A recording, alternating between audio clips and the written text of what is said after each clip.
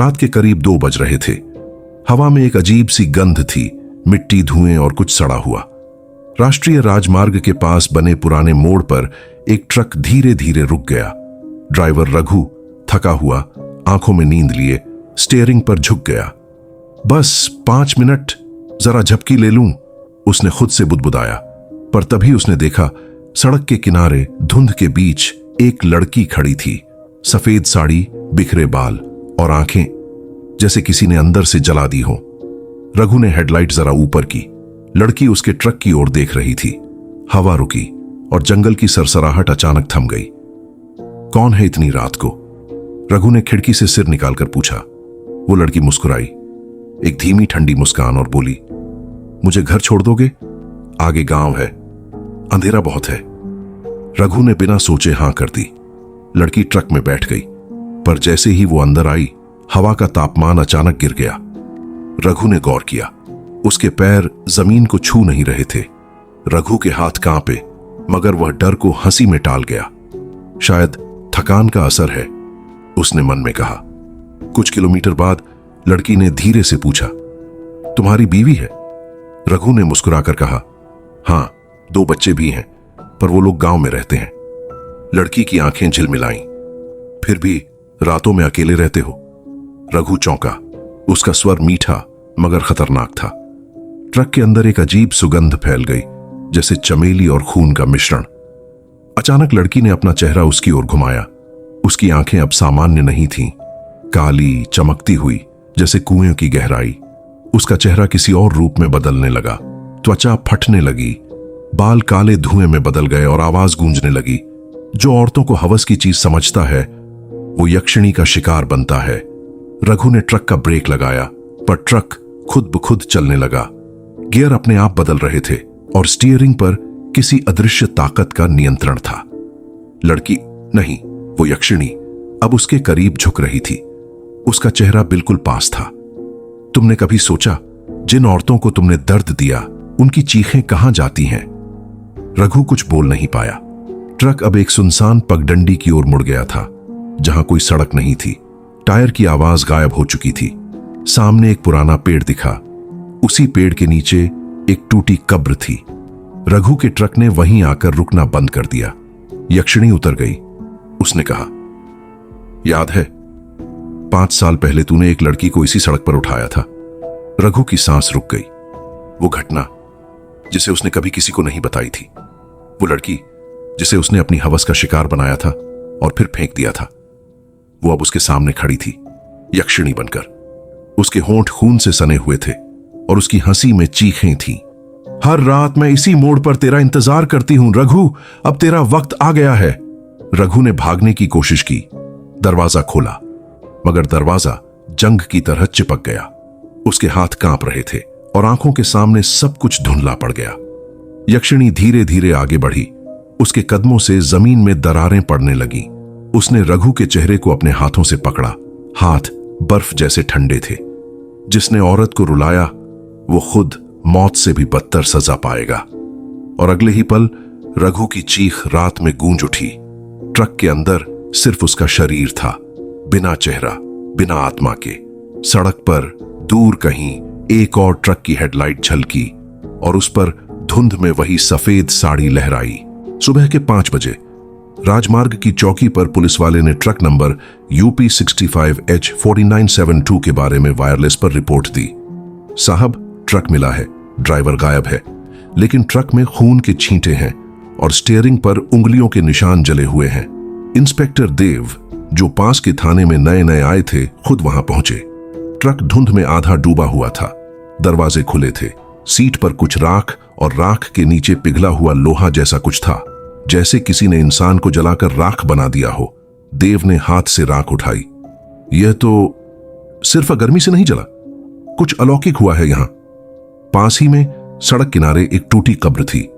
कब्र पर लिखा था, मंजरी 1977 में गायब।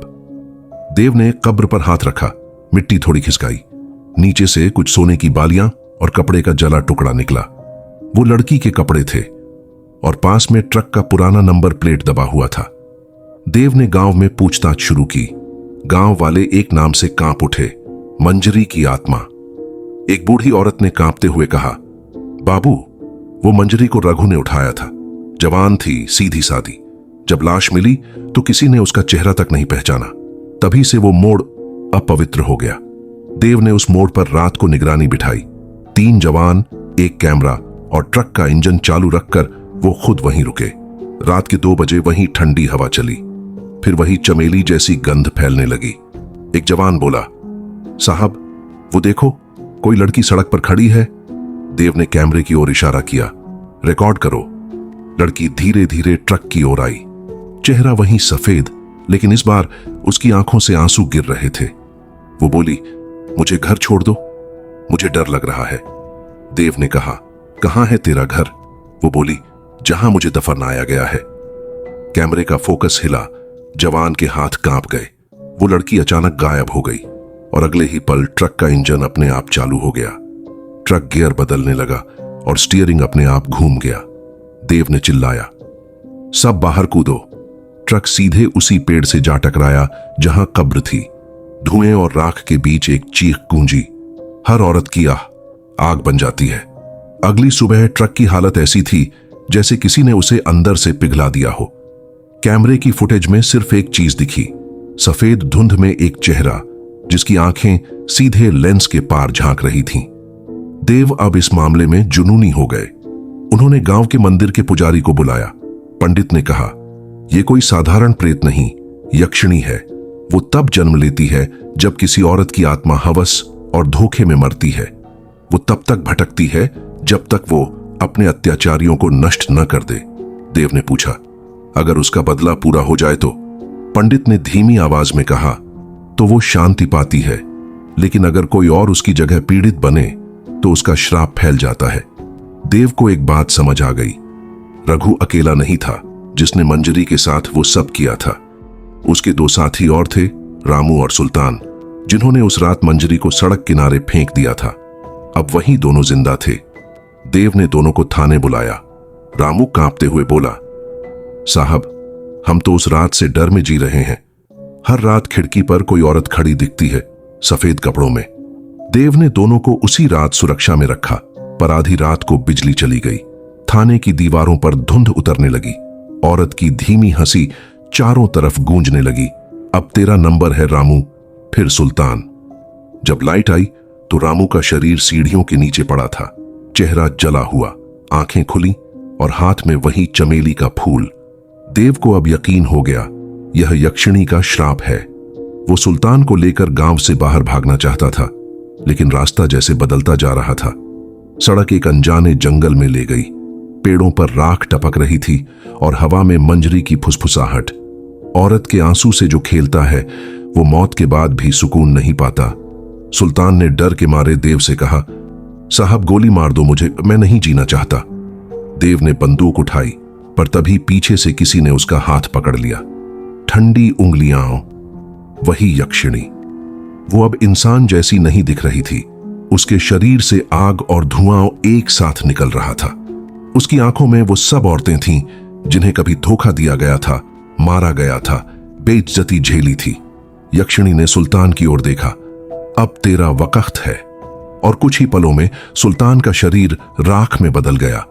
देव बस खड़ा रह गया, बेबस, डरा हुआ।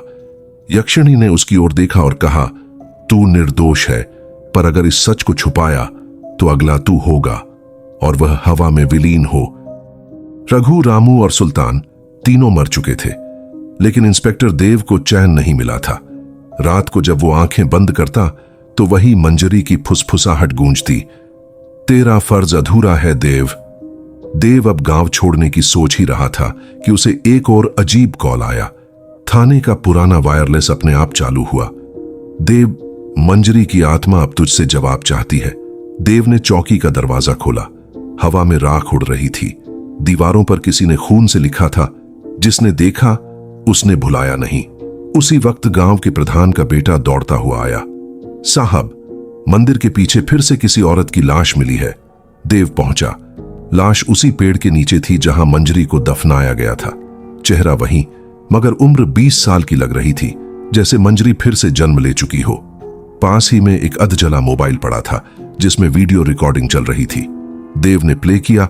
वीडियो में एक आदमी उस औरत के साथ जबरदस्ती करने की कोशिश कर रहा था और अगले ही पल हवा का झोंका आया। कैमरा हिला और आदमी दीवार पर जा टकराया। फिर सारा शरीर राख बन गया। देव अब समझ गया, यक्षिणी अब किसी और के रूप में लौट आई है। उसका श्राप खत्म नहीं हुआ, बल्कि उसने एक और शरीर ढूंढ लिया है। वो लड़की जो अब जिंदा थी खुद थाने आई। उसका नाम था काव्या। वो बोली, साहब, मुझे नहीं पता मेरे साथ क्या हो रहा है, पर जब भी कोई मुझ पर गलत नजर डालता है वो जलकर मर जाता है। देव ने उसकी आंखों में देखा, वही धुंध, वही चमेली की महक, यानी मंजरी की आत्मा अब काव्या के शरीर में है। देव ने पंडित को फिर बुलाया। पंडित ने कहा, अब यह सिर्फ तांत्रिक विधा से ही शांत हो सकती है, पर याद रखना, अगर यक्षिणी इस बार अधूरी रही तो वो तेरे अपने शरीर में समा जाएगी। देव को डर नहीं था। वो जानता था सच का अंत हमेशा बलिदान से ही होता है। रात को उन्होंने जंगल के बीच यज्ञ शुरू किया। आसमान में बादल गरजने लगे और आग की लपटें नीली हो गईं। काव्या अचानक कांपने लगी। उसकी आवाज भारी हो गई, देव, मुझे मरने मत देना। लेकिन अगले ही पल उसकी आंखें लाल हो गईं। तूने सबको मारा, अब तेरा नंबर है देव। वो हवा में उठ गई। उसके बाल आग की तरह जलने लगे। देव ने मंत्र पढ़ना शुरू किया पंडित के साथ। आसमान से बिजली गिरी और जमीन फटने लगी। यक्षिणी चिल्लाई, मैं किसी मर्द को नहीं छोड़ूंगी जिसने औरत को दर्द दिया है। देव ने पूरा साहस जुटाकर कहा, अगर तू न्याय चाहती है तो मैं तेरा साक्षी बनूंगा, लेकिन निर्दोषों को मत मार। उस पल कुछ बदल गया। यक्षिणी की आंखों से आंसू निकले, असली इंसानी आंसू। वो बोली, मैं मंजरी थी, अब बस शांति चाहती हूं। उसने देव का हाथ छुआ। ठंड की लहर पूरे शरीर में दौड़ गई। धीरे धीरे उसका शरीर धुएं में बदल गया और राख हवा में उड़ गई। जंगल में बस वही चमेली की महक रह गई। आसमान साफ हो गया और वहां एक नई कब्र बनाई गई जिस पर लिखा था, मंजरी अब शांति में है। देव ने थाने की रिपोर्ट बंद करते हुए लिखा, यह कोई अपराध नहीं था, यह पाप का परिणाम था। हवस से जन्मी आत्मा को सिर्फ सच्चे पश्चाताप से ही मुक्ति मिलती है। कुछ साल बाद देव अब शहर में नौकरी छोड़ चुका था। एक रात जब वो सड़क किनारे अपनी बाइक रोककर पानी पी रहा था, तभी एक छोटी लड़की आई। अंकल, मुझे घर छोड़ दो, मुझे डर लग रहा है। देव ने मुस्कुराते हुए कहा, कहां है तेरा घर बिटिया? वो बोली, जहां मंजरी सो रही है। देव का चेहरा सफेद पड़ गया। उसके कानों में वही चमेली की महक, वही फुसफुसाहट। तेरा फर्ज अधूरा है देव। देव ने ऊपर देखा। आसमान में अमावस थी और एक औरत की परछाई चांद की जगह दिख रही थी। वो मुस्कुराई, मैं लौट आई हूं, इस बार हवस के नहीं, इंसाफ के लिए। और लाइट बंद हो गई। देव की बाइक खुद चल पड़ी, उसी जंगल की ओर जहां यह सब शुरू हुआ था।